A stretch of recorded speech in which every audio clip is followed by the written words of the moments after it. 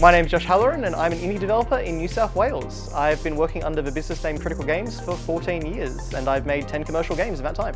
The Central Coast is home for me, so I've always loved working here. In recent times, things have been changing quite a bit. Andrew Bluff of Roller Chimp started up a Central Coast game development community. We've now got over 100 members on Facebook and we do regular meetups. With funding from Central Coast Council, we've put on an indie game showcase by partnering with Central Coast Comic Con for the last 2 years. We've exhibited 40 games to over 4,000 yearly attendees, and we've been able to debut some New South Wales games for the very first time. So there's a lot going on the Central Coast, and we've really built up a strong community here. My most popular and recent release is 8-Bit Adventures 2. It's a story-driven, turn-based Japanese-style RPG in the vein of classic Final Fantasy. Generally speaking, I make RPGs for PC and console. I love turn-based battle systems and story-driven games, so that's what I generally like to focus on. Narrative and writing is really my main area.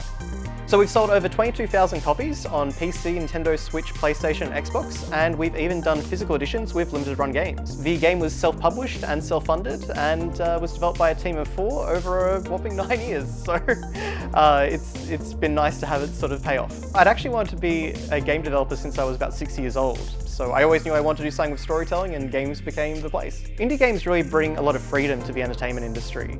You can make a game about any topic with any visual style or any gameplay system with only a handful of people. I think for me it's really about maintaining a style of storytelling that I have always found really compelling, but which most games don't tend to actually use anymore. I find the old style of Japanese RPGs to be really compelling. It's a great vehicle for telling stories about a group of characters that go on an adventure and have to face their demons in all sorts of different ways. So I wanted to try and make a new spin on that classic style of storytelling. The people are really what make New South Wales a special place to work in games, because they really know what it's like to try and build something out of nothing. The indie game scene in New South Wales really needs direct, flexible project funding in order to thrive, just like the other states provide. Indie games are a small investment that can potentially have a huge return, whereas AAA games are essentially a big risk for a potentially bigger return. While it's important to have both kinds of industry, that risk means that you want to have a diverse ecosystem of studios in Australia.